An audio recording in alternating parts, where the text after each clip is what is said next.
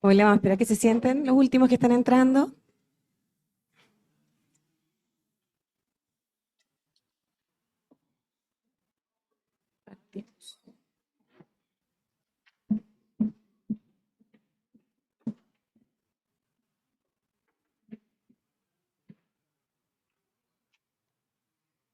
Hola,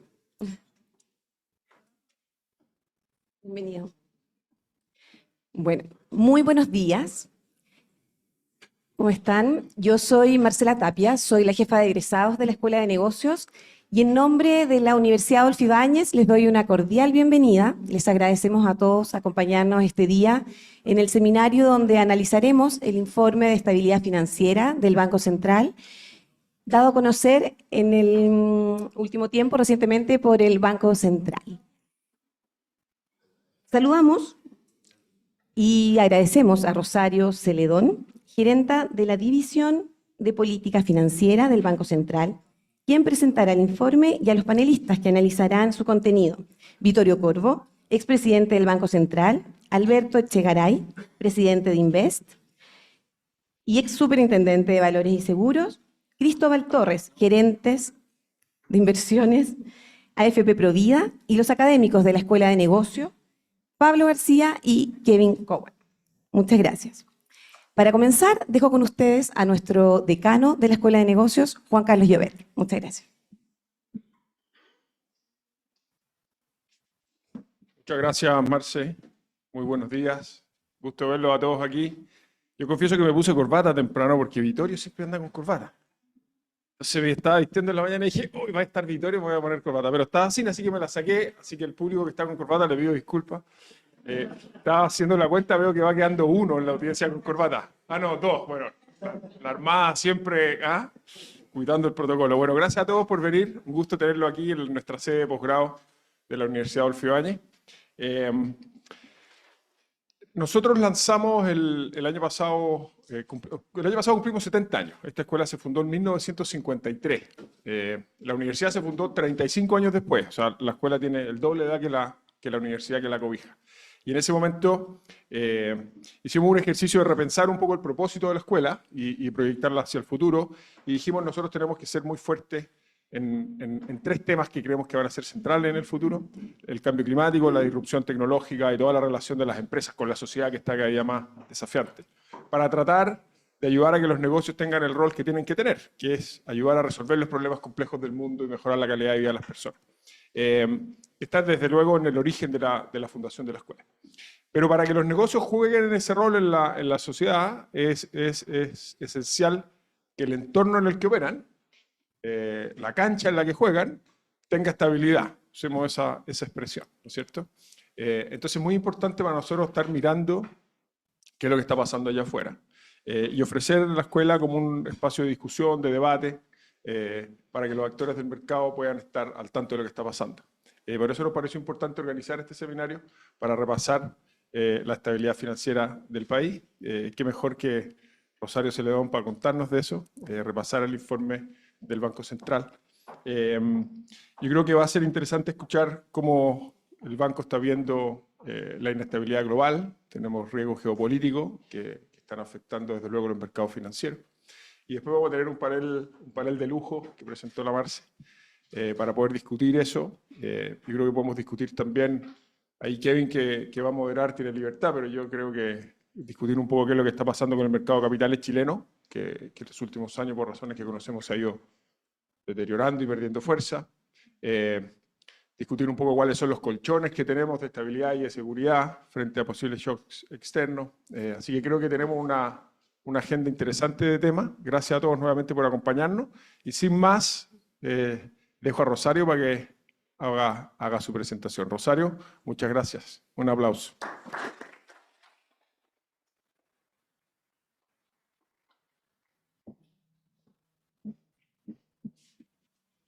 Bueno, muchas gracias, Juan Carlos, por la introducción. Gracias. Y gracias sobre todo a la Escuela de Negocios por la invitación a presentar el informe de estabilidad financiera del primer semestre del año 2024. así como esta escuela lleva 70 años, el informe de estabilidad financiera tiene 20 años. Este es un aniversario relevante y para nosotros la oportunidad de llegar con los mensajes de este informe a distintos foros que lo conozcan, no solamente el Congreso donde lo vamos a presentar, sino también agentes de mercado y la universidad nos parece que es un espacio muy relevante, así que lo agradecemos. A lo mejor se puede transformar en una tradición para los informes que vienen. Entonces, veamos si la tecnología ayuda. No tanto. Excelente. Entonces, bueno, déjenme partir por un contexto, o sea, ¿qué es este informe de estabilidad financiera que si bien cumple 20 años, a veces siempre es importante volver a enmarcarlo? Y entonces, el Banco Central publica un informe de estabilidad financiera 2 veces al año, en los meses de mayo y noviembre, como parte del cumplimiento de uno de nuestros mandatos institucionales. El Banco Central tiene un objetivo muy conocido de velar por la estabilidad de la moneda, ¿cierto? Mantener la inflación baja y estable, y de eso se hace cargo la política monetaria, y también tiene un mandato de velar por el normal funcionamiento de los pagos internos y externos, que nosotros entendemos como un rol de contribuir al resguardo de la estabilidad financiera dentro del ámbito de atribuciones que tiene el Banco Central. Y eso es lo que se refleja en un documento de política financiera que hemos publicado y que da cuenta de las distintas herramientas que tiene el Banco Central en este ámbito.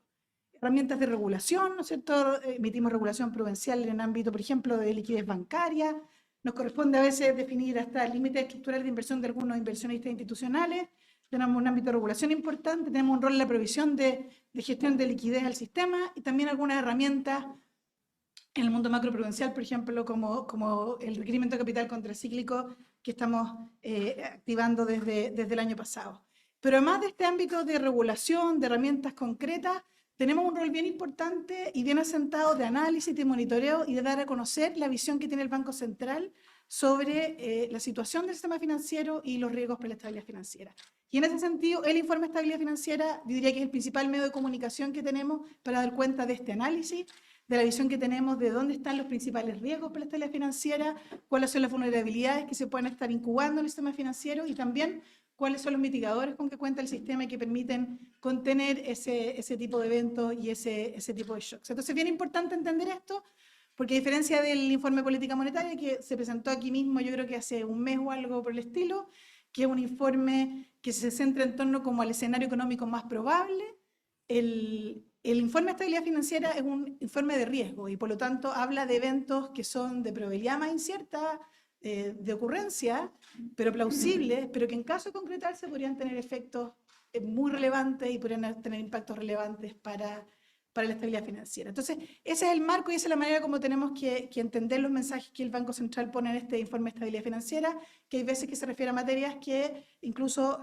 se conectan con otras dimensiones de políticas públicas y por eso también lo presentamos en el Congreso, lo presentamos en el Consejo de Estabilidad Financiera y también lo presentamos hoy día acá. Y finalmente un mensaje que creo que siempre vale la pena recordar de por qué es tan importante estar monitoreando, estar alerta, prevenir. Bueno, en Chile no tenemos crisis hace tiempo y eso después por una serie de razones, incluyendo todos los resguardos prudenciales que hemos ido adoptando, pero la experiencia chilena y comparada nos muestra que las crisis financieras tienen un impacto directo y duradero en los países, consumen recursos públicos importantes y entonces todo el foco que podamos poner en prevenir, en resguardar la estabilidad financiera, al final abundan en una contribución al bienestar y al progreso del país. Después de esa larga introducción vamos a conversar sobre qué es lo que dice este informe de estabilidad financiera del primer semestre del 2024 y aquí diría que el primer mensaje es que nuestro balance de riesgo es similar al del último informe que publicamos en noviembre del año pasado. Entonces hay que remontarse un poco a dónde estábamos en noviembre del año pasado. Y entonces el principal mensaje que tenemos es que vemos todavía que el principal foco de riesgos para la estabilidad financiera en Chile la vemos asociada al escenario externo.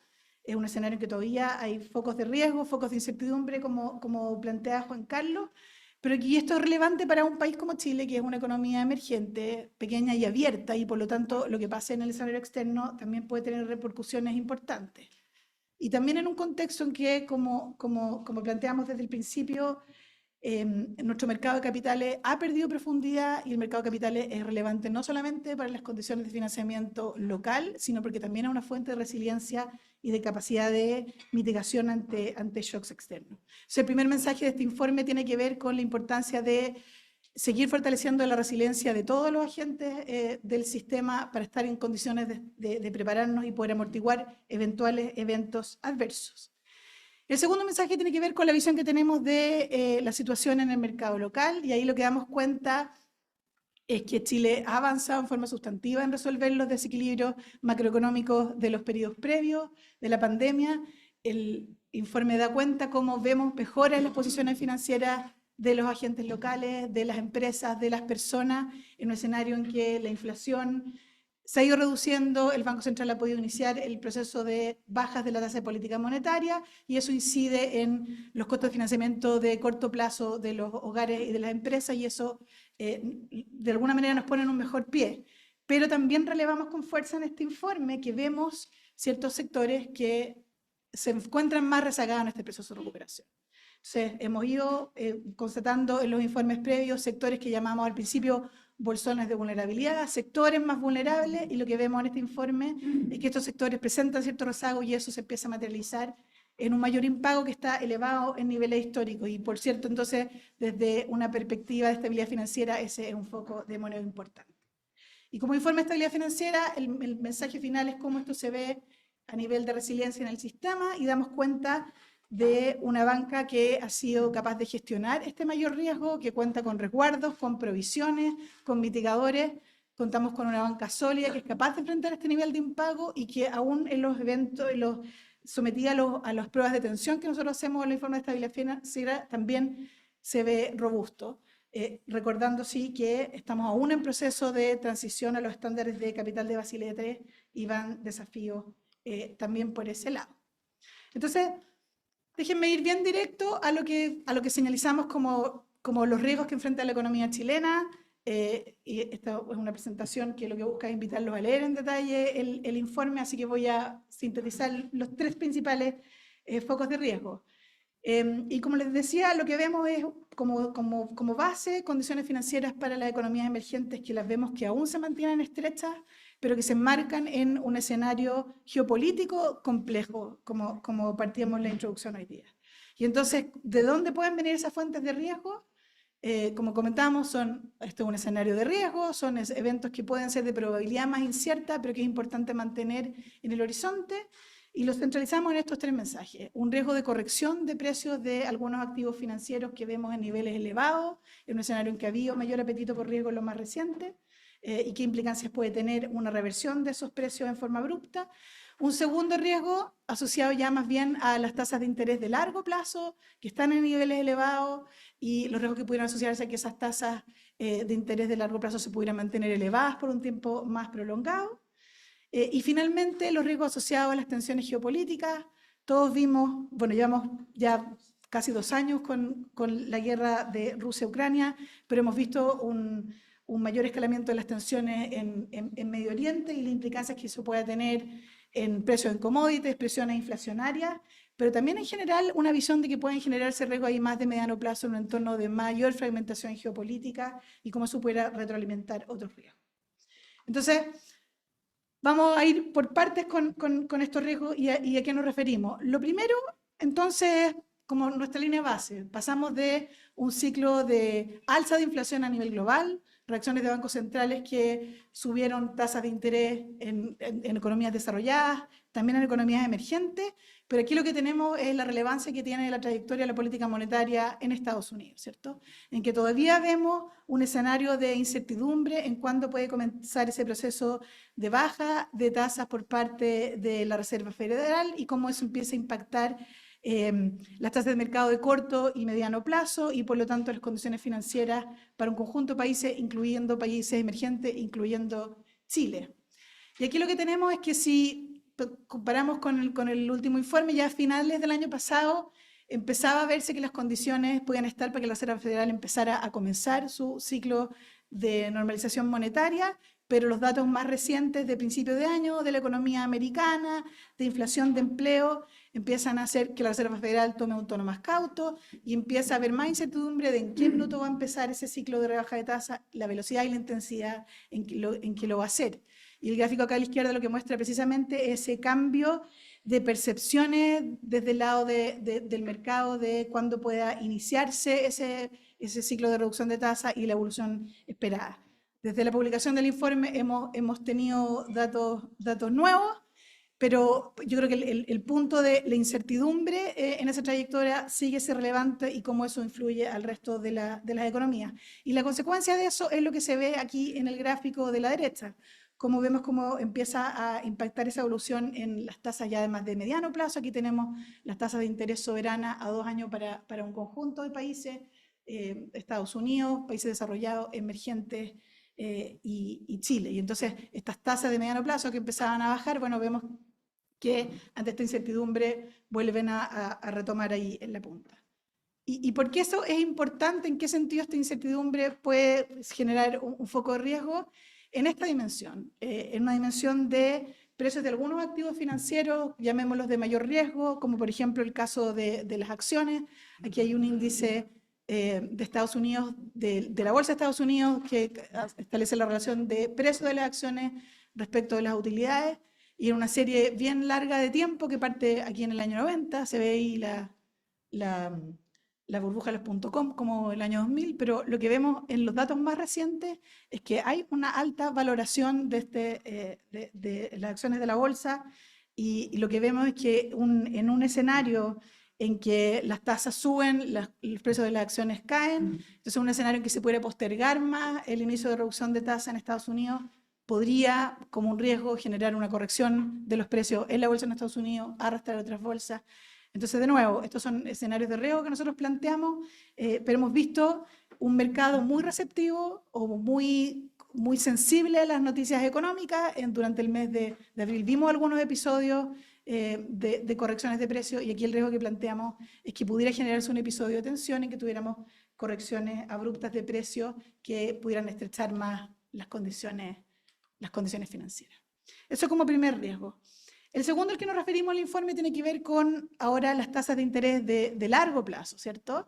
Aquí están las tasas soberanas a 10 años para un conjunto de países. De nuevo tenemos países desarrollados, países emergentes, el caso de Estados Unidos, y también cómo estas tasas de interés de largo plazo siguen a niveles altos desde una perspectiva histórica si uno lo compara con el promedio de la última década. En el caso de Estados Unidos, cuando cerramos este informe, la tasa soberana de 10 años estaba en 4,6%, 230 puntos base por sobre el promedio de la última década. Para el caso de Chile, por ejemplo, el BCP a 10 años estaba en 6,1%. Esto es el cierre estadístico del informe, hay datos nuevos, por supuesto. Pero aquí el mensaje es que las tasas de interés de largo plazo han aumentado, y eso se empieza a traspasar también a países emergentes y al resto de la región, ¿cierto? Entonces, hay una discusión bien relevante sobre cuáles son los factores que explican estas tasas largas, algunos más estructurales, algunos asociados a los premios por plazo, y también se pone un foco en la situación fiscal, ¿cierto? Entonces, este contexto de tasas de interés de largo plazo altas se produce en un contexto en que hay altos niveles de endeudamiento soberano a nivel global. Aquí están los datos que publicó el monitor fiscal del Fondo Monetario hace algunas semanas, y que plantea los niveles de endeudamiento a nivel global, pero sobre todo la proyección de deuda hacia adelante, en un entorno en que sabemos, y también lo conversamos en el informe de estabilidad financiera, que pueden venir otras presiones de gasto fiscal hacia adelante, ¿cierto? Por distintas razones. Juan Carlos mencionaba el cambio climático. Ahí sabemos que puede venir una presión de gasto fiscal bastante relevante en las distintas economías para poder adaptarse a los desafíos que tiene el cambio climático y los costos asociados a la transición. Los mismos conflictos geopolíticos también pasan a ser una fuente de presión de gasto fiscal relevante para los gobiernos, y vemos cómo se incrementan los presupuestos de defensa en un conjunto de países. Entonces, en este escenario de alto endeudamiento, de presiones de mayor gasto fiscal, pasa a ser relevante este escenario en que las tasas de interés largas permanezcan en un nivel elevado, un escenario en que se mantenga esto por un tiempo más prolongado, un escenario en que siguieran subiendo esas tasas, claramente podría poner presión a los agentes más endeudados. Dentro de ellos, los gobiernos con altos niveles de deuda soberana, que pudiera presionar también las premios por riesgo, y cómo eso pudiera afectar las condiciones para el conjunto de economías con mayor nivel de endeudamiento, pero en general a otros agentes de las economías con niveles de endeudamiento altos, un escenario en que estas tasas largas se mantienen por más tiempo podría también generar una presión. Y recordemos también de dónde venimos, que es que venimos de un periodo que tuvimos tasas bajas por un tiempo bastante prolongado, un periodo en que había más búsqueda de rentabilidad y puede haberse incubado más vulnerabilidades en busca de mayores retornos. Entonces, un escenario de nuevo en que estas tasas se mantienen altas por largo plazo, podrían presionar los costos de refinanciamiento, de renovación, y podrían gatillarse riesgos en algunos de estos sectores que pudieran presentar más vulnerabilidades, y ahí el Fondo Monetario ha sido bien vocal en ir señalizándonos por dónde podrían estar esas vulnerabilidades. De alguna manera, algo de lo que pasó con los bancos regionales en Estados Unidos el año pasado tiene que ver con un escenario de cambio del escenario de tasas. Hemos estado hablando del sector inmobiliario no residencial en Estados Unidos y en este informe dedicamos un recuadro a analizar eso. El Fondo Monetario ahora nos pone también un foco, por ejemplo, en lo que está pasando con el crédito privado en Estados Unidos y en otras economías desarrolladas. Entonces, este también nos parece que es un tema que hay que monitorear. Y por último, lo que comentábamos sobre los conflictos geopolíticos, ¿cierto? Ya hemos visto, por lo menos con los conflictos en Medio Oriente, cómo eso le pone presión a algunos commodities como el petróleo, y eso pudiera generar alguna presión inflacionaria, pero en general un mundo con mayor fragmentación geopolítica, con cambio en el orden geopolítico, puede incubar riesgos para estabilidad financiera en distintas dimensiones, en ámbitos que creo que tenemos que ir madurando con el tiempo, pero incluso en dimensiones como ciberseguridad, dimensiones de cooperación internacional y otros. Entonces, riesgos geopolíticos que de alguna manera pueden retroalimentar algunos de los otros riesgos que hemos estado planteando acá. Quiero ser consciente del tiempo.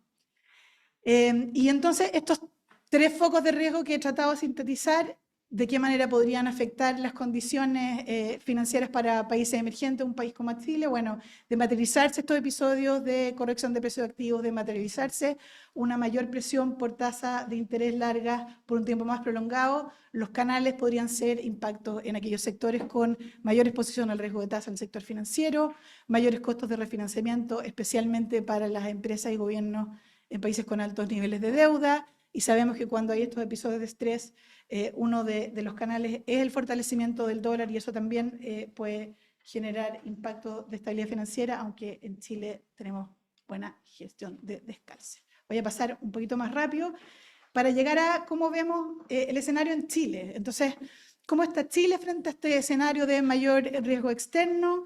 Y lo que vemos es una economía local que, como decíamos, ha ido corrigiendo los desequilibrios macroeconómicos significativos de los años previos, y eso vemos que nos ponen un mejor pie para enfrentar este escenario de riesgo externo, y voy a tratar de ser bien concreta en qué dimensiones.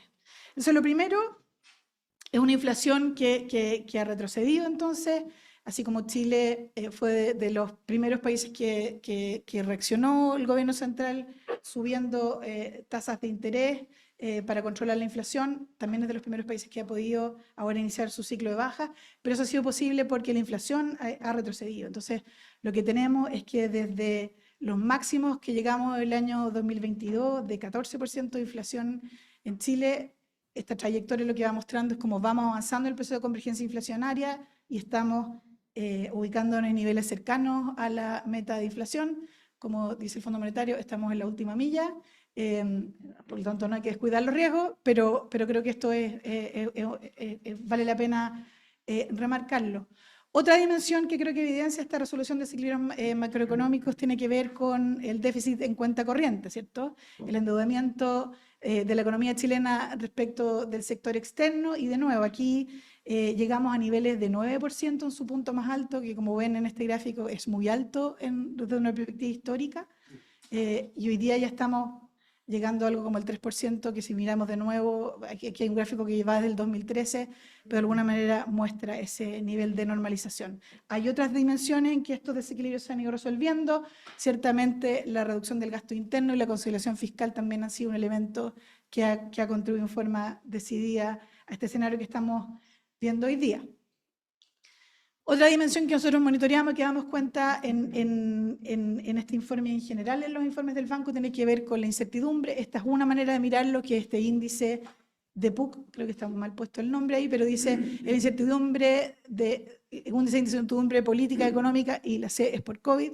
ahí quedó marcado el efecto de la pandemia, y lo que muestra, es, si lo vemos como una perspectiva más histórica, es que este índice al menos refleja una reducción de esa incertidumbre y estamos en niveles más parecidos al promedio histórico.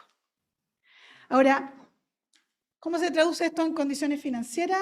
Se traduce en que la inflación la reducción de la inflación, como decíamos, ha permitido que el Banco Central comience la reducción de la tasa de política monetaria desde julio del año pasado.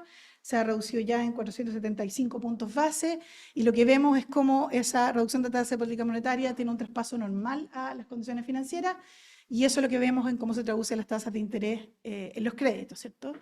Entonces vemos un traspaso y una reducción de las tasas de interés que a comercio, de los créditos comerciales a empresas y a hogares, y cómo eso de alguna manera vamos a verlo, empieza a reducir también su carga financiera.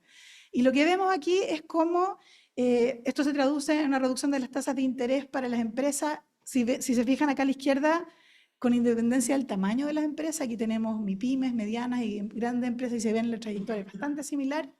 Y lo mismo cuando lo miramos de la perspectiva de los distintos perfiles de riesgo de las empresas. Aquí están puestas según las categorías de riesgo de las carteras comerciales. Obviamente carteras con distintos perfiles de riesgo, pero si se ven, la trayectoria es bastante similar, y eso ciertamente de alguna manera lo podría plantear como una fuente de alivio financiero. Ahora, ¿qué pasa con los créditos de consumo? Vemos en los créditos de consumo un escenario similar. Aquí también se ve que la reducción de la tasa de política monetaria empieza a traspasarse a las tasas de crédito de consumo. Aquí vemos tasas que todavía se ven un poco más elevadas en perspectiva histórica. Recordemos que las tasas de interés no solo reflejan los costos de financiamiento de la banca, la tasa de política monetaria, sino también reflejan una dimensión de riesgo, ¿cierto? La evaluación de riesgo al otorgar estos créditos. Y entonces aquí también se ve mayor heterogeneidad en los distintos productos de los créditos de consumo, pero lo que vemos aquí es que hay tasas que dejaron de subir, por decirlo de alguna manera, se estabilizan, y también vemos aquí un traspaso de política monetaria con algo más de rezago, pero un tema a seguir monitoreando. En las tasas de interés de largo plazo, el escenario es un poco distinto. Aquí la política monetaria tiene menor incidencia, ¿cierto? Aquí el benchmark es más bien lo que está pasando en el escenario externo, y como mostramos, tasas de interés de largo plazo que se mantienen altas, que impactan también las tasas de interés y el costo de financiamiento soberano. Bueno, también se reflejan acá en los costos de financiamiento corporativo, que vemos aquí que todavía permanecen altas. Así que también aquí es un foco de monitoreo. Entonces vemos en general un escenario en que esta resolución de desequilibrios macro empieza a traducirse en mejores condiciones financieras para las empresas, para los hogares, y aquí lo que queremos conversar en unos minutos es cómo se ve esto en los indicadores financieros.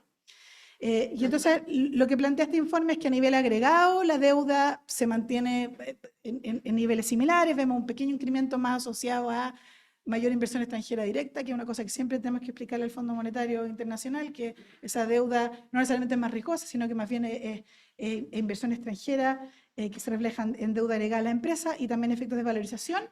Pero vemos en general indicadores financieros mejores en las empresas. Lo que tenemos aquí a la derecha es una métrica que habla de la situación de las empresas que se financian con la banca y la manera como medimos la carga financiera, o sea, cuánto de las ventas de las empresas tienen que destinar a pagar deuda, a pagar intereses. Y lo que vemos es en general una reducción, eso está asociado a la reducción de las tasas de interés y estas mejoras de condiciones financieras, pero en general también al nivel de deuda que han ido tomando las empresas después de la pandemia. Y aquí hay hartas líneas juntas, pero como pueden ver en el gráfico a la derecha, esto se refleja en general para el total de las empresas y también cuando uno lo mira entre sectores. Siempre hay un pero, porque si no, no sería un informe de estabilidad financiera de riesgo. Y aquí lo que sí mostramos, como les comentaba, nosotros venimos hace varios informes identificando lo que hemos llamado estos bolsones de vulnerabilidad. En general vemos una mejor trayectoria, pero identificamos estos sectores que pueden tener más rezago y cómo en la recuperación obviamente existe heterogeneidad. Y entonces lo que mostramos aquí es precisamente eso. El escenario global, pero cuando vamos a ver que hay ciertos sectores que presentan más rezago, y ese rezago, la forma como se manifiesta en una dimensión tiene que ver con un aumento en el impago. Y esto lo vemos particularmente en ciertos sectores, en las empresas de menor tamaño que han tenido más dificultad en su recuperación en ventas, en forma notoria acá a la derecha en el gráfico que tenemos de empresas que accedieron a los programas FOGAPE, estos programas de garantías estatales, en que vemos cómo a partir del año 2021 empieza a incrementarse el impago. Esos programas tenían ciertas condiciones, ¿cierto? Habían algunos plazos de gracia y en la medida en que empiezan a madurar esos programas vemos ahí un incremento en el impago y por lo tanto un punto a monitorear. Y en el gráfico a la izquierda lo que vemos es ciertos sectores que presentan más rezago en la recuperación, sectores que también hemos ido identificando en los informes previos, principalmente centrado en el sector comercio, en el sector construcción, en el sector inmobiliario, sectores también más procíclicos, ¿cierto? Entonces aquí de nuevo es un tema a monitorear. En este informe presentamos también un recuadro que creo que puede ser interesante de mirar en más detalle, en que habla no solamente de la mora, sino que en general tiene una visión sobre cómo evolucionan los índices de incumplimiento, o sea, aquellas carteras que se ven con mayor probabilidad de caer en mora en el futuro, y creo que ahí ponemos una pieza de información relevante también. Voy a pasarme un segundo a cómo vemos la situación de los hogares.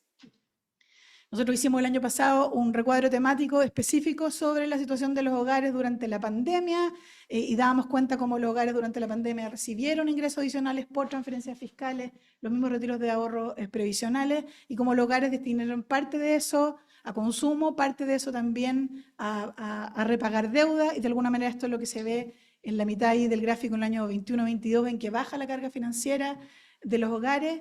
Y en los informes posteriores fuimos mostrando cómo de alguna manera eso se iba retomando, ¿cierto? Hablábamos harto del incremento de la deuda rotativa. Bueno, vemos que esa tendencia cambia, vemos que se frena este uso o las nuevas alzas en el uso de la deuda rotativa y eso se refleja en la carga financiera de los hogares, de nuevo. Entonces, ¿qué parte de esos ingresos tienen que destinar a pagar deuda? Y eso es más notable aquí en el gráfico a la izquierda, en los quintiles 1-4 de menores ingresos, en que el menor uso de estos créditos rotativos y también la misma reducción de la tasa de interés, como mostrábamos, empieza a reducir la carga financiera para ese conjunto de hogares y eso de nuevo también puede ser una fuente de mayor alivio. Pero también vemos aquí un incremento en el impago, y esto es lo que refleja este cuadro en el índice de cuota impaga.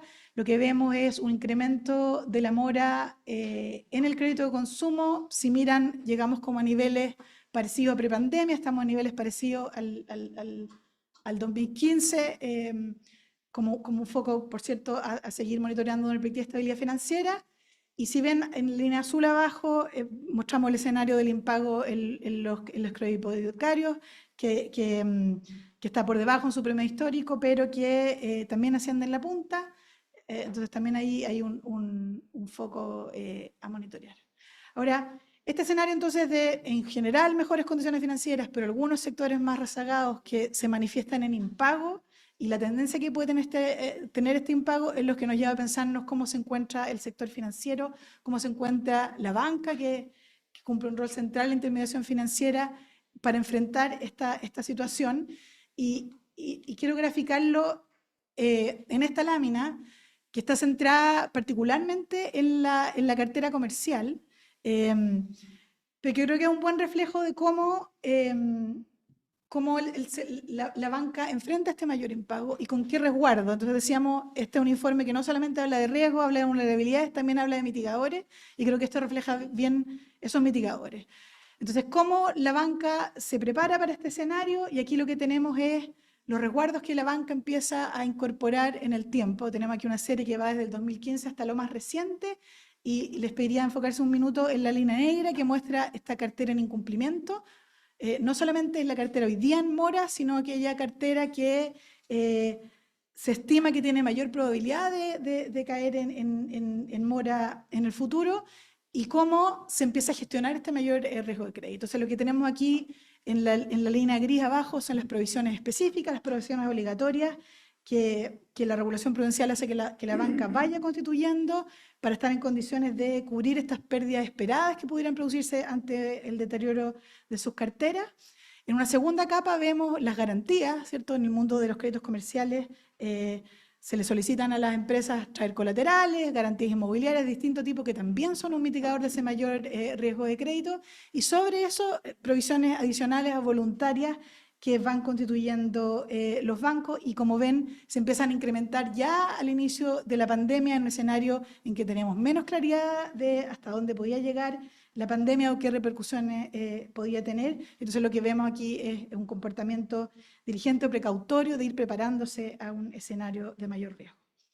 Entonces creo que esto es bien importante porque esto da cuenta de la situación actual y después si tenemos tiempo les voy a contar cómo se ve este escenario incluso cuando los sometemos a pruebas de tensión que son shocks todavía más estresados y más severos y aún así vemos una banca resiliente ante ese tipo de escenario. Esto como una fuente de fortaleza para la estabilidad financiera del país. Entonces, ¿qué es lo que estamos viendo en la dinámica del crédito? Y aquí lo que vemos es un crédito, aquí tenemos un gráfico que muestra crecimientos anuales. Hay que entenderlo desde esa perspectiva, y lo que vemos es un crédito contenido, y lo que vemos es una dinámica del crédito, que la visión que tenemos del Banco Central es que es acorde a la evolución del ciclo macroeconómico. Vemos que este dinamismo acotado se asocia principalmente a factores de demanda, ¿cierto? Por el lado de las empresas, falta de proyectos de inversión, y eso también es lo que se reporta en la encuesta de crédito bancario que el Banco Central publica a nivel trimestral. También una mayor percepción de riesgo, y ese sentido con lo que acabamos de ver y cómo eso se traduce entonces en las condiciones de financiamiento que se pueden ofrecer. Y entonces en qué condiciones las empresas están interesadas o no en tomar crédito a esas tasas. Entonces aquí tenemos la dinámica de los créditos hipotecarios que tienen tasas de variación anual positiva, aunque todavía bajo su promedio histórico, que es la línea celeste que se ve arriba.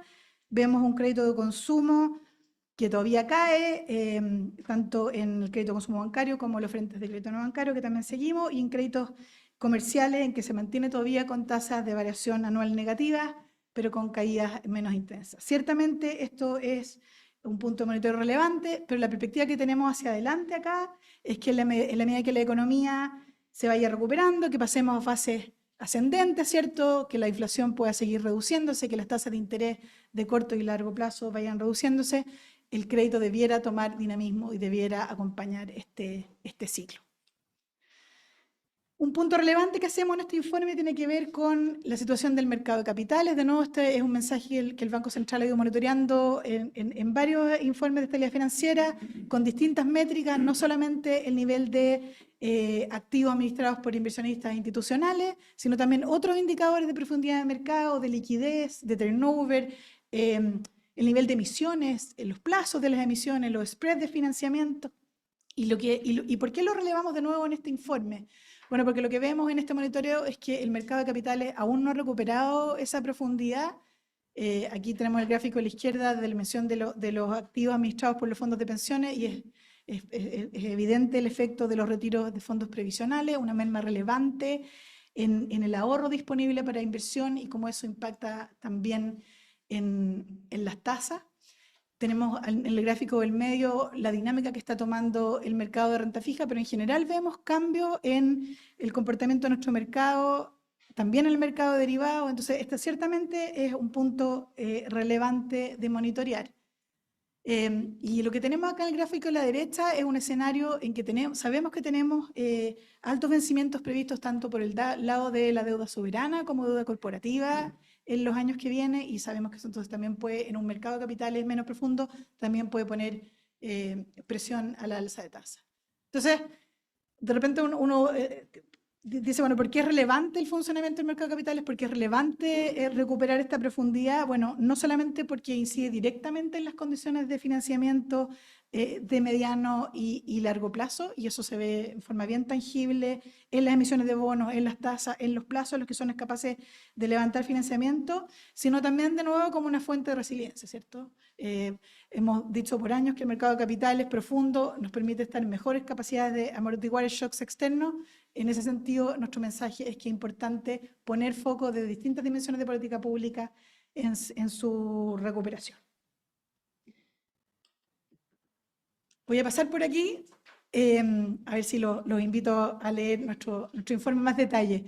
¿Qué es lo que hacemos nosotros con los ejercicios de tensión? Tratamos de medir el nivel de capacidad de la economía chilena para enfrentarse a shocks severos, que sabemos que son improbables y son un conjunto de shocks de actividad, de empleo, de costos de financiamiento. Es una tormenta difícil de enfrentar y lo que tratamos de mostrar con este ejercicio es ver en qué nivel de preparación tenemos. Y entonces este tipo de ejercicio lo hacemos respecto de las empresas, respecto de los hogares y, por cierto, respecto de la banca. Y lo que muestran los ejercicios de este año es que la deuda en riesgo, que es la manera como medimos el impacto, si se fijan, deja de aumentar respecto de los periodos anteriores. Entonces, aún en este escenario macroeconómico severo y estresado, vemos que esta deuda en riesgo empieza a estabilizarse. Y esto es relevante. Aquí hay que centrarse como en la última columna del gráfico de la izquierda para el caso de las empresas, en el caso de los hogares a la derecha. Y entonces es relevante como el resultado de este ejercicio, porque lo que nos muestra es que en un escenario en que el punto de partida es de mayor impago efectivo, que lo que estábamos viendo recién, ¿cierto? Sabemos que hay mayor impago, la deuda en riesgo hacia adelante se reduce. Y la explicación que hay detrás de esto es que precisamente la evolución del escenario macro, la recuperación de las ventas, las mejores condiciones financieras en términos de tasa, hacen que este conjunto de factores haga que la deuda en riesgo de las empresas se reduce. O sea, son capaces incluso de enfrentar ese conjunto de shocks a los que los sometemos. Lo mismo por el lado de los hogares acá a la derecha. Si se ven de nuevo, la deuda en riesgo se reduce respecto del semestre anterior. Estos ejercicios nosotros lo hacemos con los datos de los estados financieros o la deuda vigente a diciembre. Entonces, es verdad que es un poco más alta que los años previos, pero de nuevo, respecto del informe anterior, vemos que es una historia bastante similar. Hay un mayor impago inicial, pero de nuevo, hay distintos factores como recuperación de empleo o como las mismas mejores condiciones financieras en términos de tasa de interés que hacen que la situación de deuda en riesgo de los hogares sometidos a estos estrés es mejor que el escenario anterior. Esto muestra la resiliencia que tenemos en distintos agentes de la economía. Vamos aquí en un minuto a cómo se ve el resultado de los ejercicios de atención bancario, que es una de las herramientas que utiliza el banco para hacer su assessment de riesgo para estabilidad financiera. Y aquí lo que nos preguntamos es, de nuevo, sometido a un shock macroeconómico relevante de actividad, de desempleo, de alza en los costos de financiamiento, ¿qué pasa con el capital de la banca? ¿Qué capacidad tiene de absorber esas mayores pérdidas? Y lo que vemos aquí es que el resultado de estos ejercicios sometidos a un shock relevante, que es lo que está en estas barras naranjas, hace que el índice de adecuación de capital, este índice que de alguna manera nos muestra la solidez patrimonial de los bancos, que hoy día está en un nivel alto, si se fijan, esto hay que mirarlo en el eje de la izquierda, partimos en este punto de IAC inicial de un 16%, por cierto, que cae ante los shocks, pero sigue muy por sobre los mínimos niveles regulatorios. Entonces, es un escenario en que la banca ha ido teniendo que absorber más requerimientos de capital por Basilea, sometido a shocks relevantes, similares, usamos los mismos shocks que en el stress test del semestre anterior. La banca sigue manteniéndose con niveles de holguras de capital relevante, que es lo que se ve aquí en el gráfico de la derecha. O sea, sometido a todo esto de estrés, el nivel de holguras que tienen por sobre los mínimos regulatorios son algo así como casi 3% de sus activos ponderados por riesgo, y esto da cuenta del nivel de solidez que tenemos en la banca hoy día, y una banca que se mantiene resiliente ante estos shocks. Ahora, como comentamos, Chile empezó a implementar estos nuevos estándares de capital de Basilea a contar con la ley que se aprobó el año 2019. Esa transición sigue hasta finales del año 2025. Vienen todavía desafíos relevantes para la banca de seguir ajustando esos estándares y seguir fortaleciendo su base de capital, pero aquí tenemos una fuente de resiliencia relevante. Voy terminando. Entonces, estamos en un escenario de riesgo externo relevante, un escenario de bastante incertidumbre y, por lo tanto, mantener esta capacidad de resiliencia y que estar preparados para enfrentar escenarios más adversos es clave. Desde el Banco Central, nosotros vamos a seguir contribuyendo a la resiliencia de la economía en el rol que nos corresponde, en algunas herramientas bien concretas que tenemos, como este requerimiento de capital contracíclico que se le otorgó al banco como una herramienta para aumentar la resiliencia de la banca y de manera estar preparados en eventos de estrés que, en caso de materializarse ese tipo de eventos severos, pueda ser liberado de manera tal que no sea la restricción de capital lo que haga que la banca pueda ser más procíclica en el otorgamiento de crédito, sino que cuente con esas holguras adicionales y eso permita que mantenga los flujos de crédito y así evitar amplificación de los efectos de un shock de ese tipo a la economía. Y por eso es coherente con la decisión que tomó el Consejo en la reunión del viernes y el lunes de la semana pasada de mantener este requerimiento activado, pero en general entendamos todo el ejercicio de las atribuciones del Banco Central en este entorno. Y entonces, dentro, por ejemplo, de la agenda regulatoria del Banco Central, que también damos cuenta en este informe, vamos a estar centrados este año en la implementación de varias herramientas que apuntan exactamente a esto. Se aprobó en el Congreso esta ley de resiliencia en el sistema financiero, que nos otorga algunas atribuciones adicionales, por ejemplo, para ayudar a potenciar el mercado de operaciones repo en el sector privado. Vamos a sacar una regulación que apalanque ese desarrollo. También nos otorga herramientas adicionales para poder ser capaces de gestionar la liquidez en situaciones excepcionales y va a requerir un marco de implementación. Estamos con un foco bien fuerte en el fortalecimiento de las infraestructuras de mercado financiero. En marzo empezó a funcionar una cámara FX que le guían en el sistema LBTR. Son dos pasos de cosas que tienen directa relación con lo que el Banco Central puede contribuir en esta materia. Y por cierto, vamos a seguir empujando una agenda de internalización del peso que nos parece que puede contribuir no solamente a un mejor funcionamiento del mercado cambiario, a mayor disponibilidad de liquidez, sino que también creemos que es coherente con una agenda de integración financiera, pero que también abunda en la estabilidad financiera. Y por cierto, vamos a seguir con nuestro rol de monitoreo para la estabilidad financiera. Creemos que hacer este ejercicio y la oportunidad de comentarlo en foros como este nos ayuda a todos a estar mejor preparados. Termino acá. Acá están los mensajes principales que comenté al principio. Vamos a tener que seguir monitoreando el escenario de riesgos externos. A nivel local vemos un país que ha ido avanzando en resolución de desequilibrios macro. Vemos agentes locales que ven mejora en sus posiciones financieras, pero hay sectores rezagados que hay que seguir monitoreando. Tenemos un sistema financiero sólido con una banca que ha ido gestionando este mayor riesgo y que enfrenta este escenario con provisiones, con capital suficiente, aún sometido a estrés severos y que tiene un desafío de seguir implementando Basilea III. Y por último, entonces, el mensaje del Banco Central tiene que ver con estos esfuerzos de continuar fortaleciendo la resiliencia del sistema. Eso por mi lado. Muchas gracias.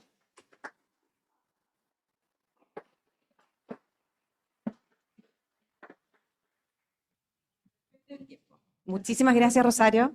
Gracias al Banco Central también, que hace un trabajo gigantesco. Y sin duda nos encontramos ante un desafío con miras a la profundización del mercado de capitales chilenos. Y justamente para dialogar sobre este tema nos acompañan hoy destacados expertos, a quienes invito a integrarse a este panel: don Vittorio Corvo, economista, expresidente del Banco Central de Chile; Alberto Echegaray, abogado, presidente de Invest y ex superintendente de Valores y Seguros; Cristóbal Torres, ingeniero civil, gerente de inversiones de AFP Provida; y Pablo García, profesor, economista y académico del área Economía de la Escuela de Negocios. Va a moderar el panel Kevin Cowan, economista y académico del área de finanzas de nuestra Escuela de Negocios. Los invito a, si es que tienen preguntas, el público tiene unos papelitos en sus mesas, entonces pueden escribir ahí sus dudas y se las hacemos pasar para que las consolide Kevin y se las presente a los panelistas. Muchas gracias a todos. Bueno, buenos días a todos. De nuevo, gracias por haber aceptado la invitación a escuchar la presentación de Rosario y a este panel. Y la verdad, yo creo que el panel es oportuno. Uno, porque efectivamente el Banco Central, como explicó Rosario, levanta una preocupación respecto a la evolución del mercado de capitales en Chile, que habíamos visto ya hace varios años, de menor profundidad, mayor volatilidad, menor liquidez. Y la verdad, no porque las cosas sean obvias, no es importante decirlas, el mercado de capitales juega un rol crucial en fortalecer el crecimiento, en dar resiliencia a empresas y personas, ayudar al aseguramiento de riesgo. Entonces, creo que es un tema que nos debería preocupar y nos debería ocupar, porque más allá de discutirlo, hay que ir pensando en forma seria de cómo vamos revirtiendo eso. Entonces, la idea en este panel es bastante ambiciosa, por lo poco, es aprovechar la experiencia que tenemos acá desde distintas miradas institucionales, sector privado, sector público, de tener esta conversación, de afinar el diagnóstico y de empezar una conversación que ojalá que nos lleve a hacer herramientas de política para ir avanzando con eso. Entonces, con esa introducción, lo que me gustaría hacer en una primera vuelta es que tengamos unos 7 o 8 minutos de cada uno de los panelistas, que bajemos al diagnóstico y a ver si podemos también ir separando temas que son transitorios, como lo que está pasando afuera, que más allá del nivel estamos viendo volatilidad en las curvas de tasa de largo plazo que no hemos visto en mucho tiempo. Separemos los factores transitorios de factores permanentes, también podemos ver factores locales y domésticos, consecuencias de lo que estamos viendo y empecemos a discutir alguna herramienta. Así que esa es como la invitación. Y me gustaría entonces partir dándole la palabra a Vittorio para que tengamos una mirada macro y cómo vamos viendo estos temas. Gracias, Vittorio, de nuevo por participar. Gracias, Kevin. Primero, muy buen informe y muy buena presentación. Felicitaciones, Rosario.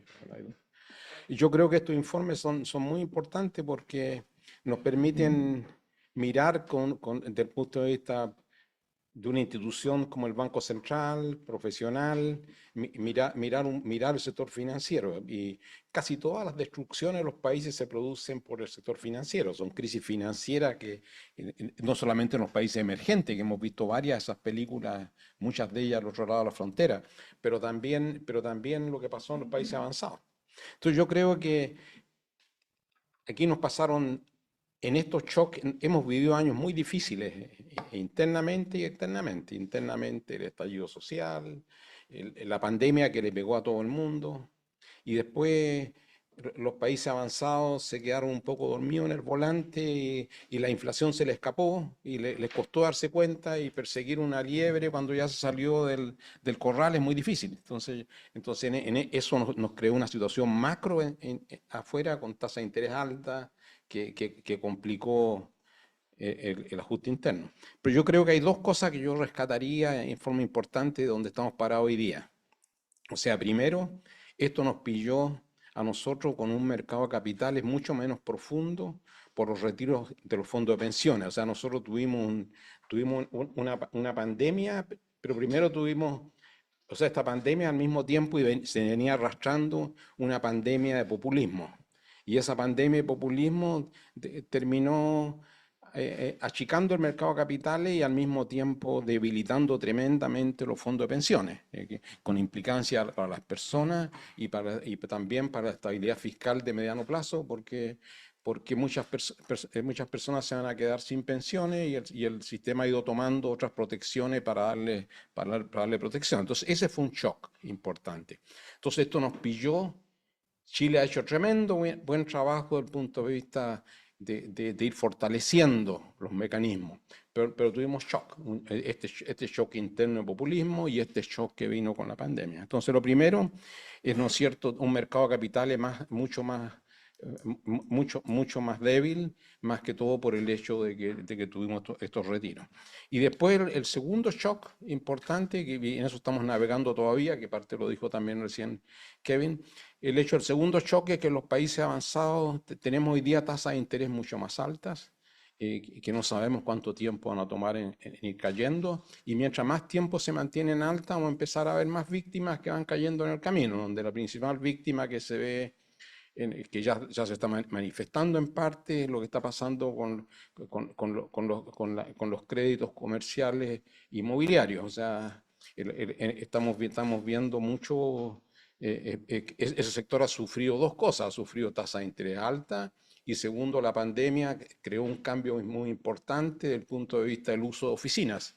Entonces lo que estamos viendo son los créditos al sector inmobiliario comercial.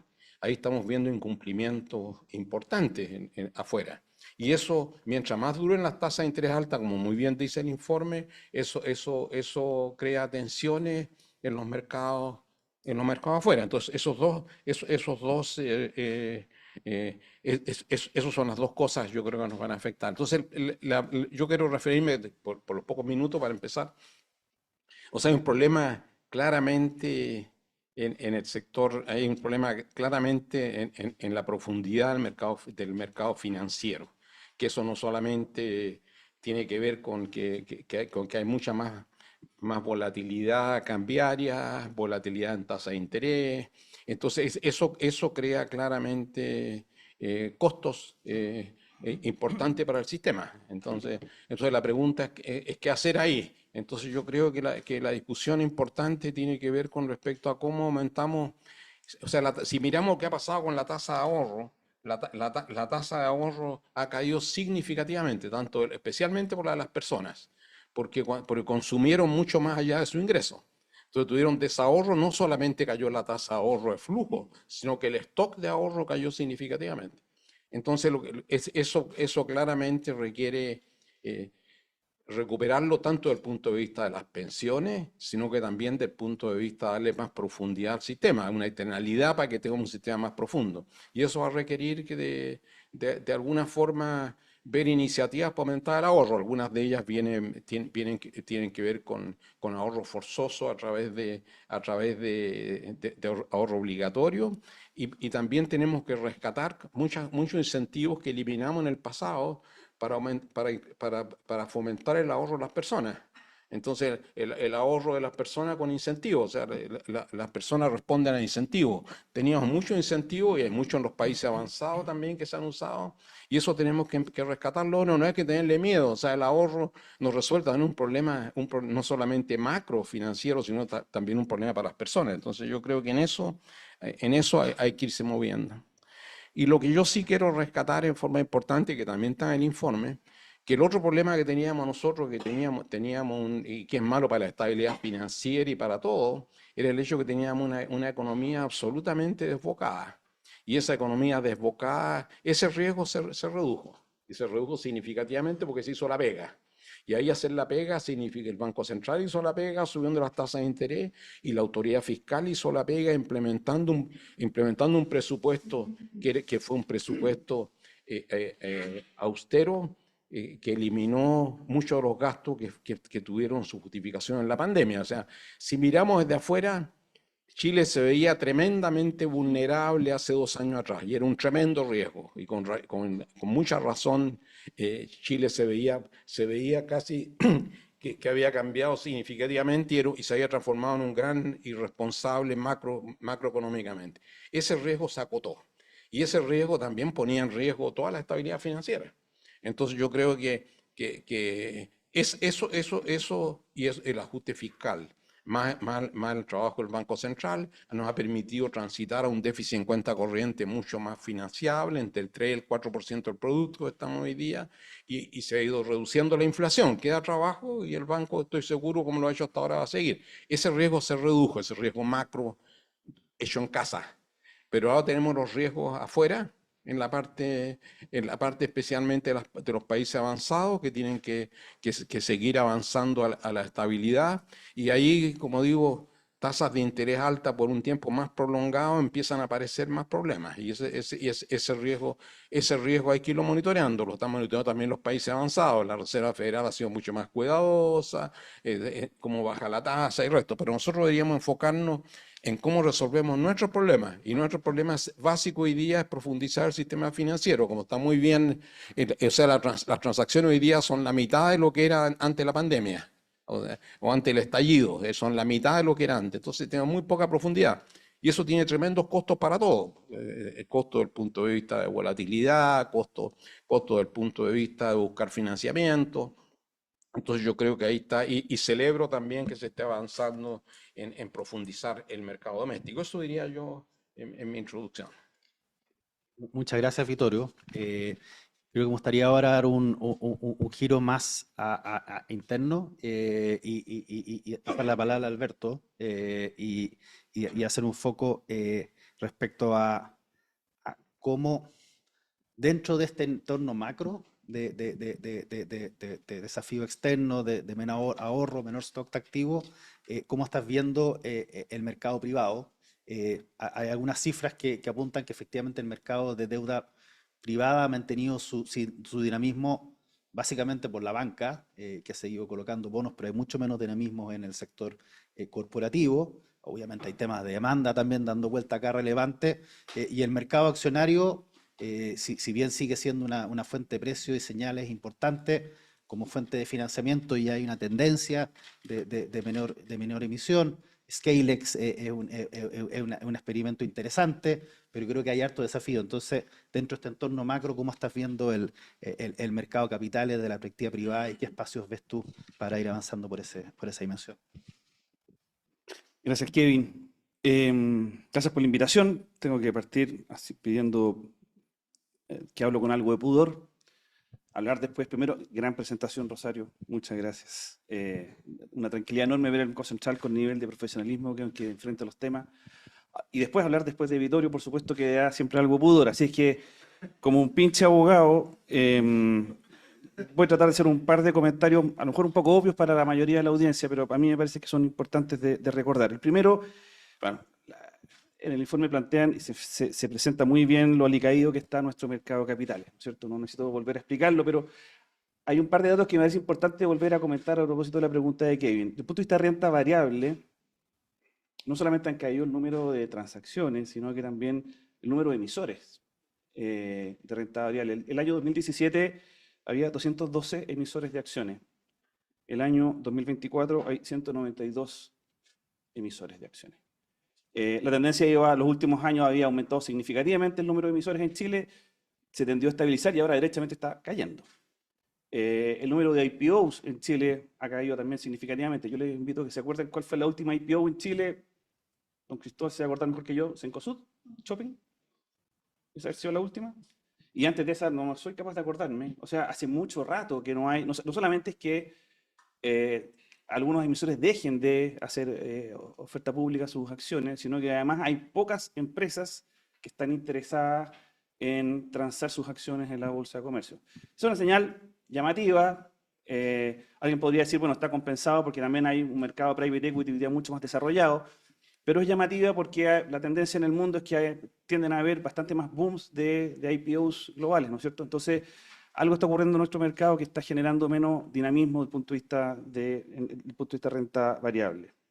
Y desde el punto de vista de renta fija, como decía Kevin, es cierto que los montos de transacciones no han caído tanto, pero están mucho más asociados a renta fija bancaria, de entidades financieras, y mucho menos a renta fija asociado a entidades no financieras.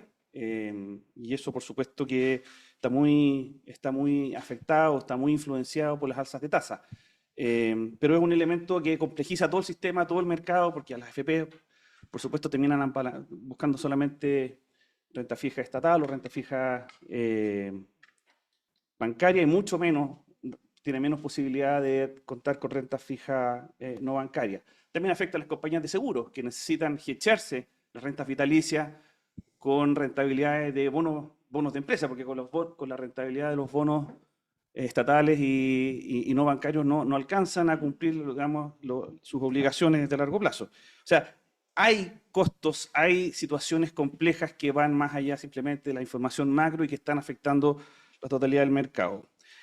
Scalex es una buena noticia. Yo creo que es una iniciativa loable, que no ha sido sencilla, que se ha empujado fuertemente, que quiero destacar ahí, que es una coordinación no solamente del mundo privado, desde la bolsa, sino que también Corfo, y con el apoyo también importante de la Superintendencia de Pensiones. Y aquí me quiero detener un segundo porque la Superintendencia de Pensiones entendió que para generarle mejores pensiones a los chilenos había que aumentar en algunos grados riesgo para que aumentara también la rentabilidad. O sea, sin algo de riesgo también es difícil que aumente la rentabilidad de los fondos. Y estuvo abierta, hizo unas propuestas de modificaciones respecto al régimen de inversiones, que tiene que aprobar, por supuesto, también después el Banco Central. Aprobado, ciertamente. Activos alternativos tan importantes para generar mayor rentabilidad a nuestros fondos, ¿no es cierto?, de pensiones. Pero hubo un aporte relevante finalmente, una disponibilidad de la Superintendencia de Pensiones en esa materia, y entendió que había un activo en avanzar en esa línea. Hago este comentario porque creo que tenemos un déficit en el país, que tiene que ver justamente con los temas de desarrollo de mercado. Tenemos un déficit institucional con los temas de desarrollo de mercado. Tenemos un Banco Central súper sólido, que da mucha tranquilidad. Tenemos organismos fiscalizadores que hacen muy bien su pega, que son organismos profesionales. Aquí hay un ex regulador de extraordinario nivel, la Rosario también fue exreguladora de la CMF, de súper buen nivel profesional, que tiene su misión fundamental, que es la fiscalización, supervisión, estabilidad del sistema chileno. Y que la CMF en particular tiene una línea en la nueva ley, cuando se fusiona la Superintendencia de Bancos con la Superintendencia de Valores y Seguros, de también un mandato legal de desarrollo de mercado. Sin embargo, mi impresión es que ese mandato que se puso un poco a la fuerza, creo yo, en los hechos se ve no tan activo, y por una razón más o menos natural, ¿no es cierto? Es tan demandante la cantidad de fiscalizado, de hacer supervisión, que no tiene mucho espacio y no tiene muchas capacidades. Junto con ese mandato de desarrollo de mercado no se le dieron más recursos, ley de presupuesto, no tiene nuevas personas, en su ADN no tiene incorporado, digamos, históricamente haber hecho este tipo de desarrollo de mercado, sino que estaba mucho más focalizado en la dimensión de supervisión y fiscalización. Pero en los hechos, lo concreto es que cuando nos enfrentamos a situaciones complejas como la que estamos hoy día, mejorando desde el punto de vista de estabilidad financiera, pero que vemos que no hay tanta profundidad en el mercado, ¿qué autoridad es la responsable? ¿Quién se hace cargo un poco de esto? Y alguien podría decir, bueno, el mercado debería hacerlo. Sí, sabemos que a veces el mercado se produce, no es tan fácil la coordinación de agentes y tiene que haber alguien que asuma la responsabilidad desde el punto de vista de autoridad de liderar, de promover, de presentar propuestas de política. Es cierto que hay dos organismos que se supone que son de coordinación de entidades públicas.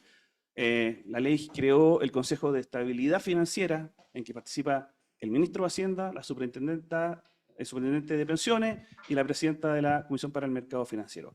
Pero ese organismo se creó específicamente para mejorar la coordinación en situaciones críticas financieras y para evitar riesgos sistémicos y para permitir que estas entidades compartan información, sobre todo cuando se producen situaciones de mucho estrés financiero, como la que se dio para la crisis y que más de ustedes, todos, imagino, escuchamos en algún minuto, riesgos incluso de corridas bancarias si es que no se producían algunas coordinaciones. Justamente como aprendizaje se creó ese Consejo de Estabilidad Financiera, pero el mandato legal es súper claro. Coordinar información, entrega de información para evitar situaciones de crisis. Ni una palabra de desarrollo de mercado. Hay otra entidad, que sea Consejo de Supervisión Financiera. Ahí participa la CMF con la Superintendencia de Pensiones. Invitado como observador externo, no permanente, el Banco Central, que va a todas las sesiones, pero para ser cuidadoso con la autonomía, tiene ese mandato un poco como esa forma de fraseo de la ley. ¿Y cuál es el mandato legal que tiene esa entidad, que es como la continuadora de lo que en su minuto era el Comité de Superintendentes? Es compartir información para poder hacer supervisión agregada de conglomerados, para en el fondo de que determinadas entidades no hay algunas asimetrías entre que es regulado y supervisado desde la lógica de pensiones y después que es regulado y supervisado desde la lógica de la Comisión para el Mercado Financiero. De nuevo, no hay una palabra respecto de desarrollo de mercado. O sea, no tenemos institucionalidad en Chile y tenemos una autoridad que tiene un cierto mandato legal, pero no tiene ni las capacidades internas de gente, ni los recursos, ni el presupuesto y probablemente tampoco el tiempo para hacer y desarrollar esa necesidad. Y hoy día, cuando encontramos una coyuntura compleja como la que estamos, con falta de profundidad, pucha que se hace falta. Y creo que ahí tenemos un desafío entonces de mejora de institucionalidad y de mejora de foco para nuestra autoridad bien relevante. Lo dejo ahí. Gracias, Alberto. Tengo un par de comentarios, pero me los voy a guardar hasta el final. Pero creo que son todos temas muy relevantes. Y ahora quisiera, y creo que, a ver, sin duda cabe que las AFPs tienen como objetivo principal y único generar una mezcla razonable de rentabilidad y riesgo a los pensionados, digamos, y eso es el objetivo central. Pero creo que también es importante tener la visión en este caso de Cristóbal, porque son uno de los principales inversionistas institucionales y la verdad, el funcionamiento del mercado de capitales viene muy de la mano de cómo se mueven las compañías de seguros, las AFP, las AGF, más allá de este marco macro, este marco legal y el rol que puedan jugar los reguladores. Entonces, la verdad, en este mismo contexto, te quería pedir tu opinión, cómo estás viendo tú el desarrollo del mercado, cuáles son las brechas y oportunidades que podemos ir avanzando. Gracias. Perfecto. Muchas gracias, Kevin, por la invitación a la universidad y muchas gracias, Rosario, por el informe. Me acuerdo cuando fue el primer informe, de hecho pensé que había sido hace como 5 años y eso es una señal que estoy, cuando dijiste que eran 20 años, estoy viejo ya. ¿Qué pasa? Ah, sí, fue ayer. A ver, concuerdo plenamente con lo que ha dicho Vittorio y Alberto y voy a tratar de no repetirme porque creo que el diagnóstico lo han expuesto de manera bastante clara. Yo solo quisiera agregar a lo que mencionó Vittorio de la falta de liquidez debido a los 3 únicos retiros de 10% que hubo, que además en ese minuto, debido a toda la crisis social y incertidumbre que había, hubo muchos altos patrimonios, mucha gente, muchas instituciones que sacaron plata, cerca de 20.000 millones de dólares o 40.000, depende con quién hable uno, pero creo que las estadísticas oficiales son como 20.000 millones de dólares que salieron del país y yo creo que esa es plata que salió y no va a volver porque hay un cambio en la estructura de los portfolios de las personas. Los chilenos internacionalmente éramos un animal raro que teníamos toda nuestra plata invertida en Chile y un porcentaje prácticamente nadie tenía cuentas afuera. A mí me toca trabajar con muchos argentinos y peruanos y ellos reciben su sueldo y lo cambian a dólar. Y uno los mira con una extrañeza por años, los mirábamos sin lograr entender por qué hacían esto y ahora uno más o menos entiende un poco por qué pueden estar haciéndolo. Pero esa es plata que se movió. Y por lo tanto, eso genera que haya menos plata para invertir. Y una de las situaciones donde se está viendo eso el último tiempo, que es una situación que está tomando fuerza en los últimos meses incluso, es la diferencia, el spread que hay entre la tasa a la que transa un bono, un papel real, con el derivado. Y ese spread hoy día, dependiendo del tramo y dependiendo del papel, puede estar entre 40 y casi 100 puntos base por el mismo riesgo de tasa. La diferencia, por supuesto, bueno, hay riesgos, hay diferencias de liquidez y hay riesgos de quién es el emisor del derivado y quién es el emisor del bono de gobierno, por supuesto, pero ese spread nunca había sido tan alto. Y esto es producto de la falta de liquidez que está habiendo en el mercado, producto de los retiros que sufrimos las AFP, estos prácticamente 50.000 millones de dólares. Y eso también se acrecienta con el hecho de que hace 4 años las tasas en el mundo eran negativas y en Chile uno todavía puede encontrar tasas medianamente atractivas y hoy día eso ha cambiado. Hoy día uno en el extranjero puede encontrar tasas de 6, 7, 8 y hasta 9% sin niveles de riesgo muy distintos a los que puede encontrar acá en Chile. Por lo tanto, también hay un flujo natural que se va fuera de Chile porque hoy día esas tasas negativas desaparecieron y aparecieron estas tasas bastante atractivas en mercados muy líquidos, muy diversificados, muy sofisticados, donde es muy fácil hacer una inversión. Así es que eso creo que también tiene un impacto importante. Y lo otro que ha pasado el último tiempo, como dijo Vittorio, es que las tasas en Chile y el mundo han subido fuerte. El Banco Central de Chile fue de los primeros en subir la tasa debido a la inflación y también fue de los primeros en bajar la tasa debido a que la inflación estuvo más controlada. Y la tasa en Chile se fue de 0,5, para que no me acordemos, una época que la tasa no hace mucho tiempo estaba en 0,5, llegó a 11,25 y el Banco Central empezó a bajar y hoy día estamos en 6,5. Pero Estados Unidos, que partió más tarde, llegó a sus 5,25, 5,5 y se mantuvo ahí. Entonces, cuando estaba en 11,25 Chile y en 5,25 Estados Unidos, había un diferencial que mantenía el tipo de cambio controlado y el interés de irse afuera no era tan fuerte, pero hoy día el diferencial entre ese 6,5 que tenemos nosotros en la tasa y ese 5,25 que tiene Estados Unidos ya es pequeño. Y eso también ha hecho que esa tremenda bajada de tasa en Chile haya hecho que sea mucho más atractivo también llevar plata afuera, y eso también hizo que el tipo de cambio llegara casi a los 1.000 pesos. Entonces eso también es un efecto que está influyendo. Y por otro lado, el aumento de la deuda pública en Chile, y esto para no tocar a ningún gobierno muy duro, pero el 2008, mire bien para atrás, para no... El 2008 era casi 5% y ahora estamos en 40%. Esto no ha sido obra de un gobierno, ha sido obra de una realidad país que ha ido hacia allá. Y ese 40% hay una proyección que se estabiliza en 40%.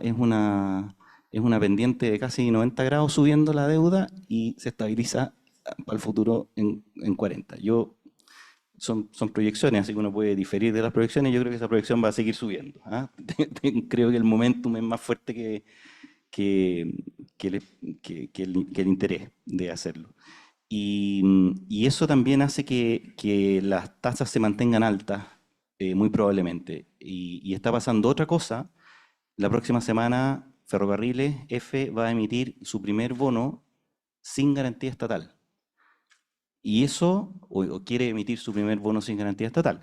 Y eso, a ojos vistas, es una forma de deuda pública, porque es un bono que lo tiene que pagar el Estado. F no tiene flujos, nunca ha tenido flujos para pagar sus bonos. De hecho, los bonos de F se cobran en la ventanilla de tesorería, no se cobran en F. Entonces, esto también hay que tener ojo con eso, que está aumentando la deuda pública por varios lados, y eso va a impactar a muchos negocios y ámbitos. Y uno de los sectores donde quiero detenerme un minuto es el mercado inmobiliario, que sale como el sector que está con algún grado de complejidad. Se veía en un gráfico que mostró la Rosario el crédito a la vivienda, que venía bajando en una serie larga, pero venía bajando desde un 10% hasta casi un 2% ahora, en una tendencia bastante monotónica para abajo. Y eso, si uno mira lo que ha ido pasando en los últimos años, los incentivos al DFL2 fueron desapareciendo prácticamente. Aparecieron los impuestos a las ganancias de capital por venta de propiedades, hay un 8.000 UF creo que son pero ya apareció un impuesto a la ganancia, y uno puede estar de acuerdo con ese impuesto, pero después, los que nos tocó hacer la última declaración de impuestos, no sé si les tocó el calculador de hipotecario, pero era complejo el tema yo tengo un departamento chico, pero me imagino que para los que tienen varios era muy complejo. Y aumento de contribuciones, el cap rate que se llama, o la rentabilidad, el mismo informe dice que está cercano al 4, que es menor que lo que uno se puede financiar para un crédito hipotecario. Por lo tanto, esto es una serie de cosas que ha venido pasando a través de los años, y uno hoy día se sorprende que en un escenario de tasas altas el mercado inmobiliario esté complicado y resentido y con un stock enorme de departamentos que no se venden. Y yo creo que eso es bastante lógico, es lo que como sociedad hemos hecho de alguna manera, hemos ido restringiendo el desarrollo. El mercado inmobiliario residencial estaba muy influido por el inversionista retail, gente que juntaba su plata y compraba un departamento, 2 departamentos. Ese incentivo ha ido desapareciendo, y creo que eso es algo que habría que poner ojo, porque se puede revertir también. No sé cómo, no soy el experto en eso, pero creo que ahí puede haber. Y para terminar con algo bueno, porque ha sido bastante sombrío este panorama, la reciente aprobación del aumento de los límites de activos alternativos, y hay una parte que es la autorización de invertir en mutuos hipotecarios hasta un 1% de los fondos de pensiones. Eso es algo así como creo que 1.400 millones de dólares que podría hacerse. Probablemente de hacerlo lo haríamos a través de fondos que ellos gestionen y vean el crédito. Las AFP no tenemos los equipos para hacer eso directamente, pero sí se puede hacer de manera muy eficiente. Existen muchas mutuarias que hacen esto, y eso sí puede tener un impacto en agilizar, en en generar quizás más competencia porque entran otros actores que quieren colocar plata y creo que eso sí puede tener un impacto de ayudar y de generar más profundidad en los mercados. Así que creo que eso va en la dirección correcta.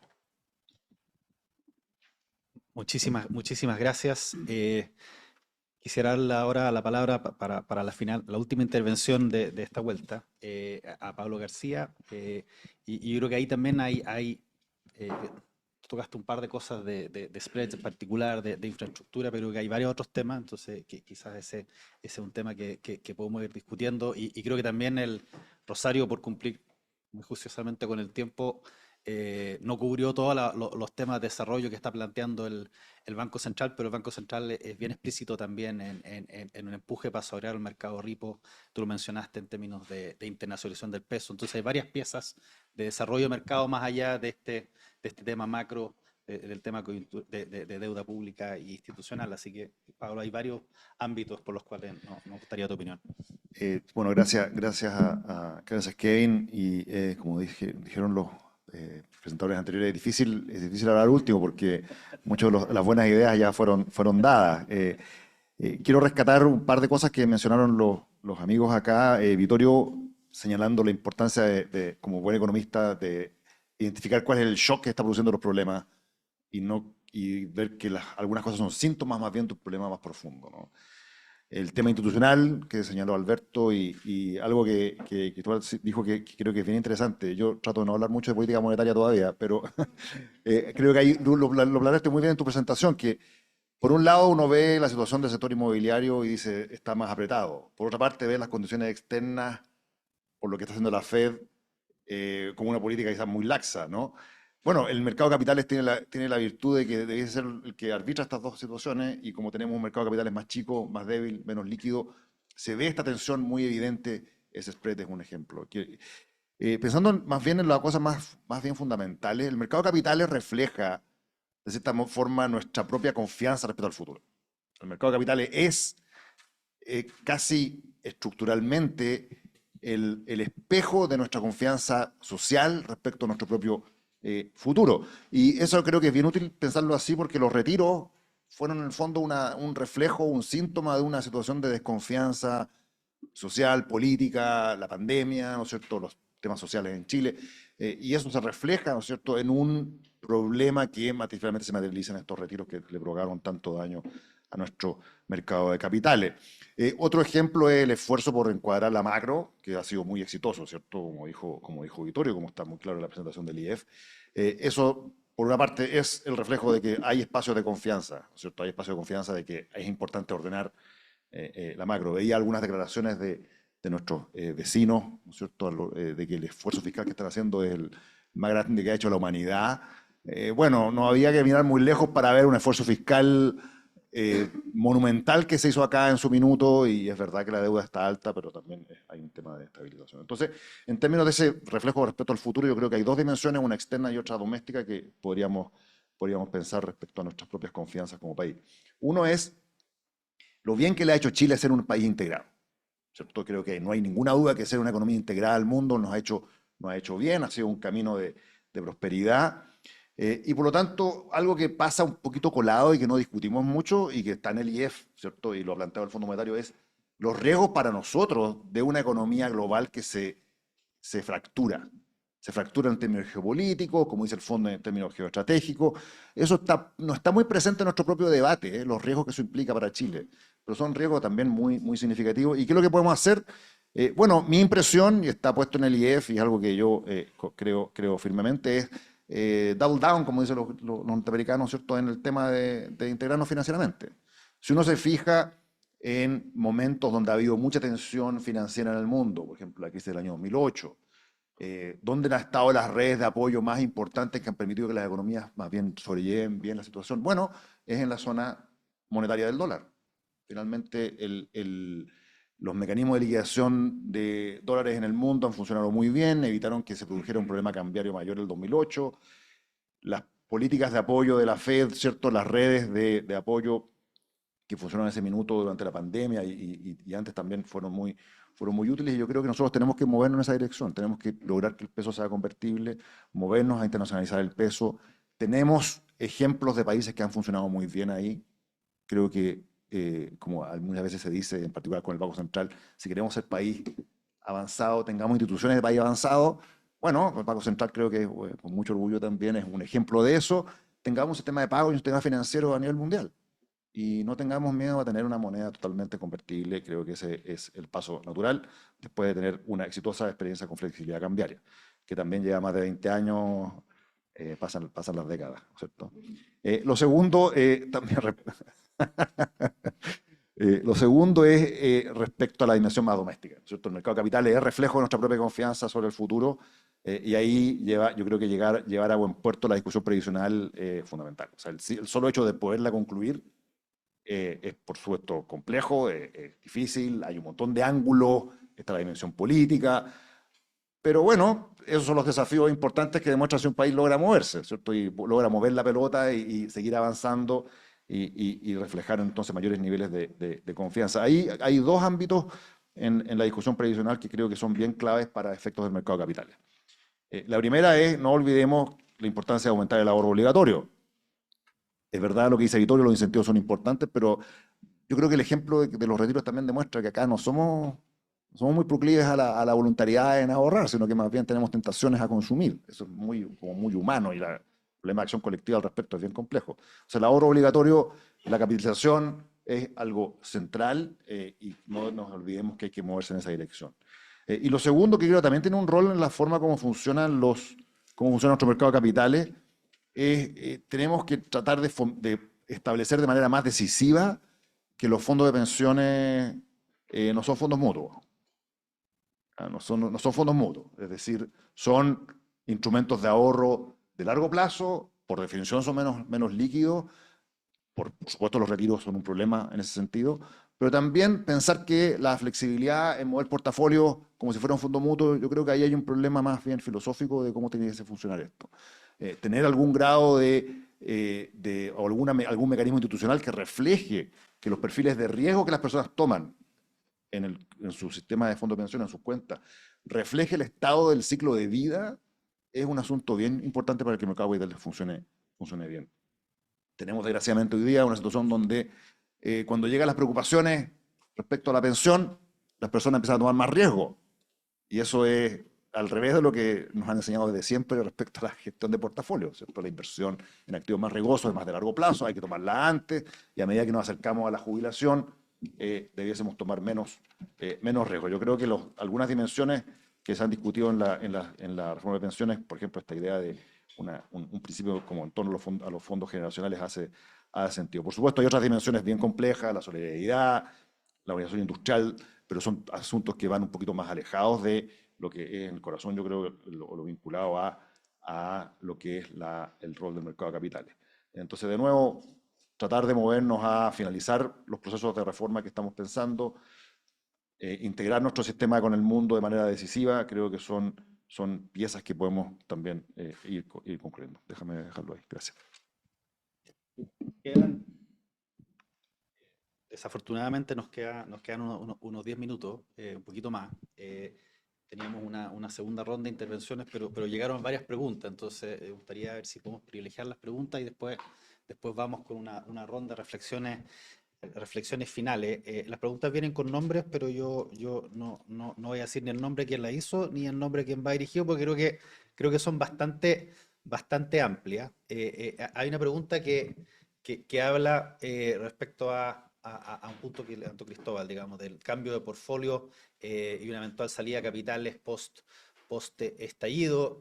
Y la pregunta acá es si eventualmente dentro de la discusión tributaria esta propuesta que estaba en una de las leyes de permitir a las personas ordenar su situación tributaria y devolver recursos como se hizo en la reforma del segundo gobierno de Bachelet, es algo que hace sentido, cuáles son los pros y los contras. Entonces, no sé si alguien quiere, Vittorio. O sea, no hay duda que el mercado de capitales no fue solamente la salida de los fondos, sino que también fue el problema claramente de que los chilenos tenían un home bias tremendo, como los japoneses. O sea, ¿para qué ver qué pasa en el resto del mundo cuando había muy buenas oportunidades en Chile? Eso se vio afectado por el estallido social, se vio afectado por el deterioro de la macro en Chile. Entonces la gente, y de repente el estallido social lo hizo despertar, fue un golpe en la cabeza. Y de ese golpe en la cabeza se dieron cuenta que tenían todos los huevos en un solo canasto. Entonces yo creo que esa salida de capital, y después hubieron razones macro, digamos, las diferenciales de tasa, que se hizo mucho más atractivo estar afuera porque las tasas bajaban internamente.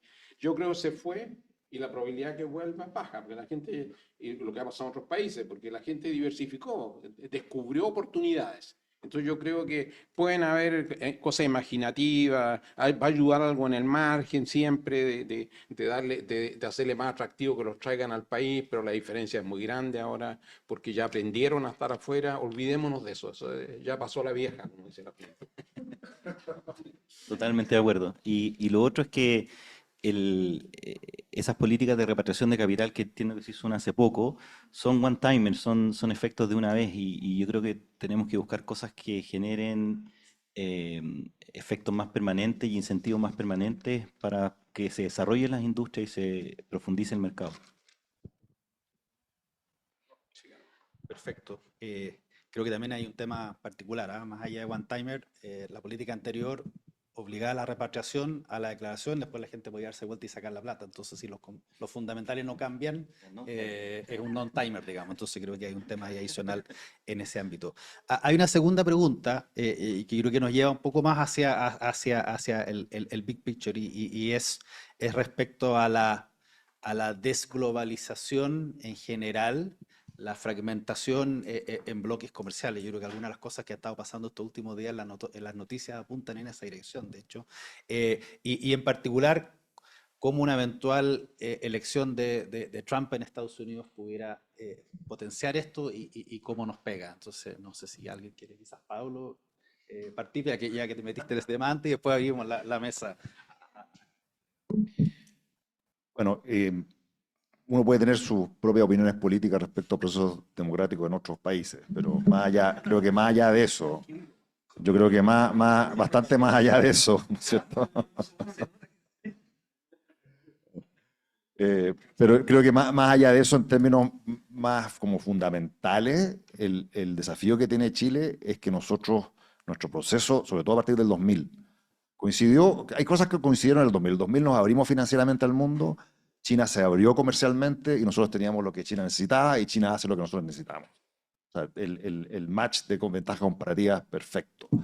Pero al mismo tiempo nos internacionalizamos financieramente. Entonces, por un lado, hemos ido integrándonos financieramente con el mundo, cada vez más con la flexibilidad cambiaria, con metas de inflación, ¿cierto? Con credibilidad en nuestro marco monetario, muy cercanos al ámbito del sistema monetario basado en el dólar, pero comercialmente muy vinculados con Asia. Entonces, el principal problema de una elección en Estados Unidos que provoque tensiones geopolíticas es que nosotros estamos en la falla de Nazca, ¿cierto? O sea, estamos justo en la mitad y eso puede producir dificultades para nosotros como país.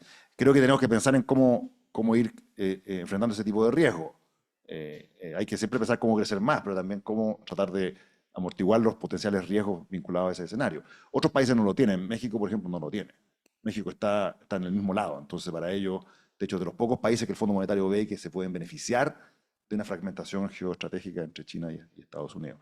Mi impresión es que decididamente a meterse en el campo del sistema de pagos en dólares en el mundo es una manera de asegurarse y no entrar en algunas fantasías de monedas alternativas, monedas de los BRICS, monedas únicas de países emergentes.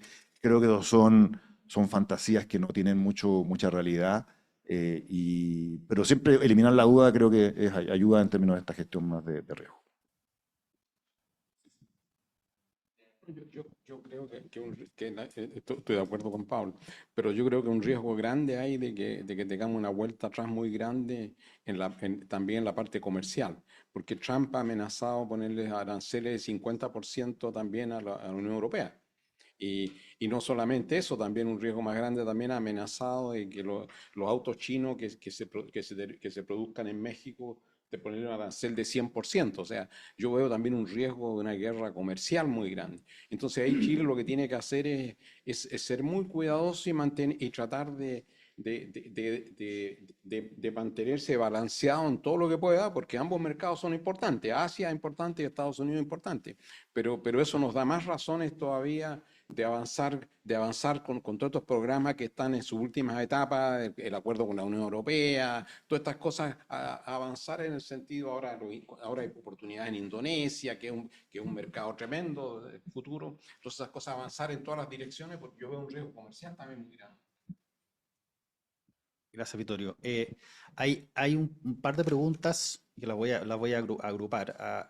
Uno tiene que ver con las proyecciones del Banco Central de los commodities, otra tiene que ver con el hidrógeno verde, y me voy a tomar la libertad de juntarla y decir de qué manera este diagnóstico que hemos estado viendo en términos de deuda, ahorro, financiamiento, tiene alguna relación con el ciclo de los commodities, nuestra potencial incursión en distintos ámbitos nuevos de hidrógeno, de litio, o si en realidad estos son consideraciones complementarias, relevantes, pero un poco paralelas. No sé si alguien quiere tomar esa pregunta. Puedo pasársela al decano.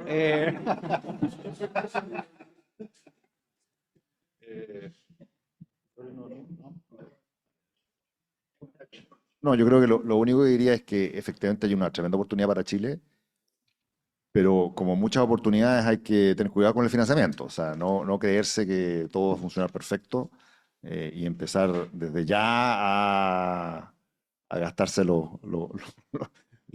recursos que eventualmente vamos a recibir. Yo creo que ahí hay un riesgo por el lado de las decisiones fiscales de más de mediano plazo, ¿cierto? Que hay que tener cuidado.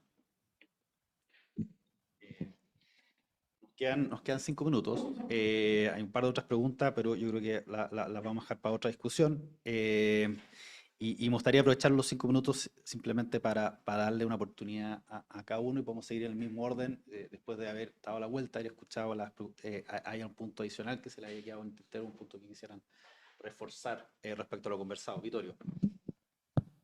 No, primero, o sea, yo creo de que tenemos un riesgo interno que no estaba con nosotros antes, lo que planteaba Cristóbal al comienzo también, es la pendiente de la deuda pública. Ese problema no estuvo con nosotros y empezó a exacerbarse en los últimos 10 años, 10, 12 años. Entonces sí, eso es un problema hacia adelante, importante, o sea, de debilidad futura y la implicancia que va a tener eso en el mercado capital y todo el resto. Y otra cosa que me gustaría, yo creo que hemos avanzado mucho en crear instituciones y el Banco Central, una gran institución, sin ninguna duda. Y la Comisión de Mercados Financieros se está moviendo en la misma dirección.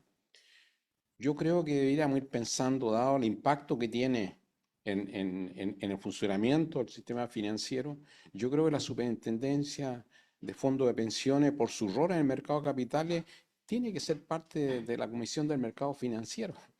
O sea, no, tiene la ventaja también que va a estar bajo el alero de 5 miembros de una comisión en vez de una sola persona. Y eso le da mucho más estabilidad.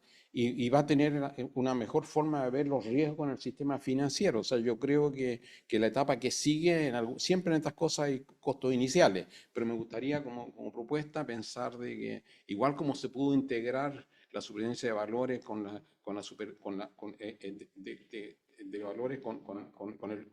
supervisión bancaria. Entonces, en ese caso, yo creo que hay que pensar en lo mismo. Eso diría yo como una cosa hacia adelante. Perfecto, súper de acuerdo, siendo un regulado, yo lo agradezco. No, estoy de acuerdo, de verdad. Creo que es bueno porque uno recibe regulaciones de muchos lados y a veces no conversan. Un punto que yo quería resaltar, que no mencioné, es la importancia de la rentabilidad en las pensiones. Que un número que es muy fácil de calcular, que está dando vuelta, es que un 1% adicional de rentabilidad se traduce entre un 20 y un 25% de mayor pensión al momento de jubilarse. Y llevamos, no sé, 5 proyectos de reforma, hay 2 proyectos actualmente en el gobierno, nadie se pone de acuerdo en nada. y posiblemente mejorar los regímenes de inversiones y hacer algo que sea más beneficioso para los afiliados, para los ahorrantes, donde nos permita a los fondos de pensiones tomar un riesgo de manera ordenada, responsable, puede generar un impacto enorme en la pensión final. Más allá, incluso que este 3%, 5%, 6%, etcétera, el mejorar el régimen de inversiones, el simplificarlo. Hoy día nosotros tenemos 140 límites que varios se contraponen, es una cosa muy compleja y hace muy difícil el buscar esas oportunidades con la flexibilidad que se requiere. Así que creo que eso es algo que además es no político. Yo creo que es muy fácil ponerse de acuerdo en cómo flexibilizar los límites de inversión. Gracias, don Alberto.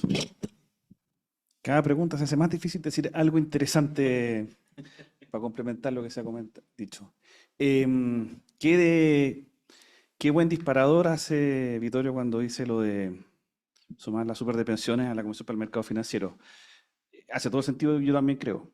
La lógica de tener una sola autoridad que esté velando no solamente por la línea prudencial y conducta, sino que además eventualmente por la seguridad de los fondos de pensiones como un todo, sumando lo que dice Cristóbal respecto no solamente a la seguridad de los fondos, sino que también respecto a la rentabilidad, con una mirada complementaria desde una lógica de un consejo que está nombrado propuesto por el presidente de la República, pero en algunos casos también aprobado por el Congreso, que pasa, digamos, los distintos gobiernos. O sea, es una señal muy potente de que está muy bien estructurado todo el sistema institucional y que sabemos por experiencia que es súper relevante justamente para que el sistema funcione bien. Chile es un país muy legalista, muy estructurado, tengo el sesgo de abogado, por supuesto, pero las cosas funcionan a partir de que una autoridad tiene facultades para hacer cosas. Cuando no tiene facultades legales, no puede avanzar en determinadas líneas.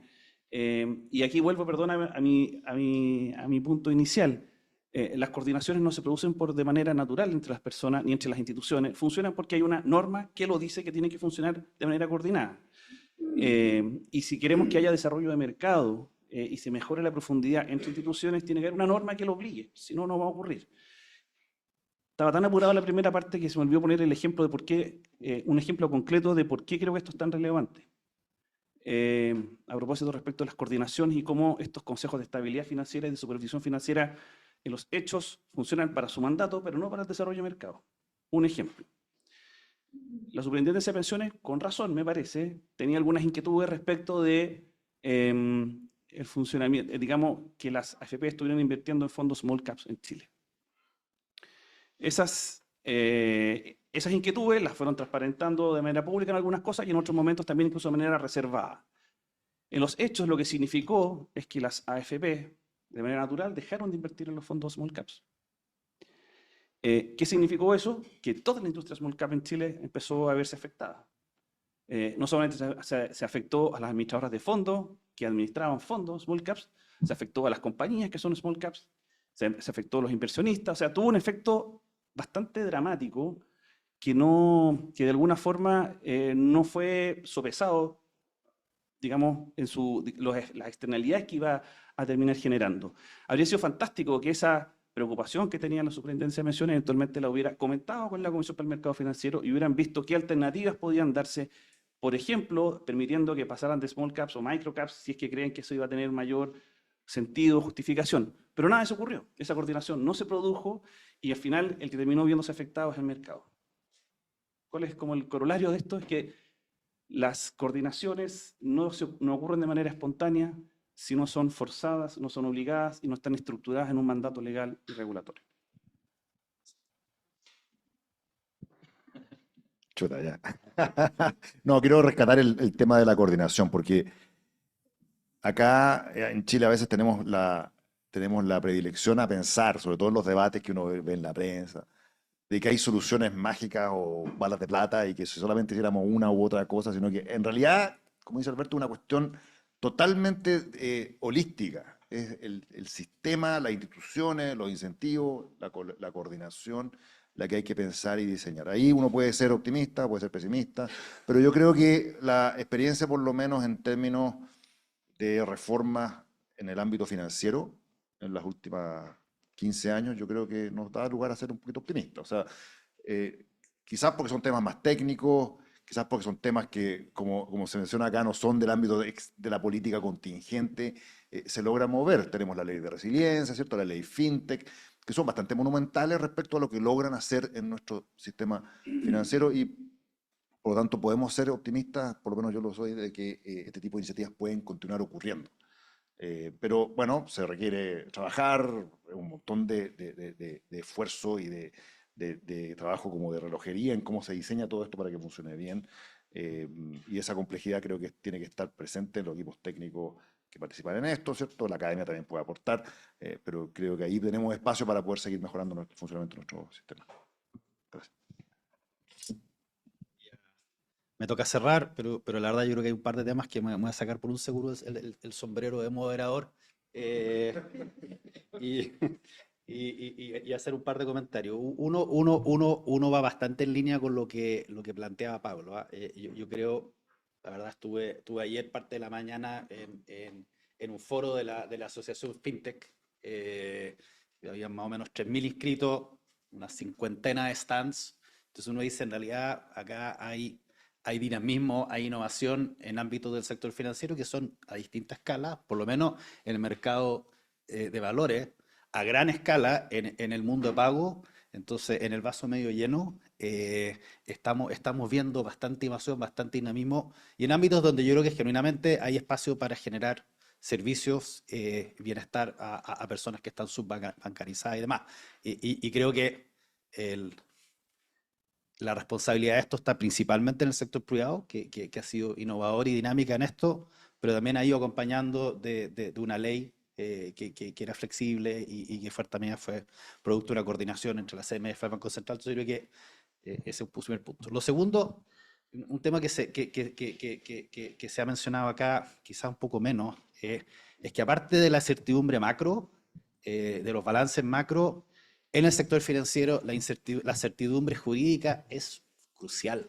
O sea, tú dices, yo soy solo un abogado, la verdad, el sector financiero se monta sobre confianza, macro y leyes. Y parte de lo que nos ha pasado en discusiones de los últimos años es que han habido ámbitos donde efectivamente ciertas iniciativas pasan a llegar a esa certidumbre jurídica. Siempre se habla de los retiros. Yo creo que están los retiros y están los anticipos. Y el anticipo de renta vitalicia fue un tema sustancial respecto a la certeza jurídica, digamos. Entonces, parte de lo que no alcanzó a hacer la CMF tiene que ver con haber estado tratando de alertar respecto a las consecuencias de estar cambiando contratos jurídicos y la importancia de eso. Alguien lo dijo, demora años construir confianza, minutos romperla, digamos. Entonces eso. Me pongo sombrero ahora de moderador. La verdad, agradecer en primer lugar a Rosario, la verdad, en media hora explicar todo este informe con la claridad y la profundidad, es verdad que efectivamente es un lujo haberte tenido acá, te agradezco la disposición. La próxima vez, como no vas a estar en periodo de silencio, te vamos a sentar en el panel, vamos a tener la discusión con alguien del Banco Central, pero gracias nuevamente, gracias a todos los panelistas, la verdad, yo creo que hemos tenido la posibilidad de ver esta discusión desde múltiples aristas, y lo hemos discutido también con Juan Carlos. La verdad, el rol de la universidad es justamente ir generando estos espacios de debate, ir contribuyendo a la discusión de política pública, así que la verdad agradecemos su presencia y todos ustedes, un frío viernes, haber venido, haber escuchado, y bienvenidos también a seguirnos y ver cómo efectivamente algunos de estos temas los vamos discutiendo. Necesito cerrar, perdona, porque en realidad... Pero te invitaría porque creo que al final, como dije, las reglas justas las reglas parejas son justas, y se van a quedar. Entonces te invito, vamos a cerrar la puerta para que no arranquen, ¿ah? Pero te invito a hacerla en forma privada porque estoy tratando de cerrar y habían otras preguntas, así que te agradezco, pero creo que necesitamos cerrar. Así que gracias a todos ustedes por la presentación.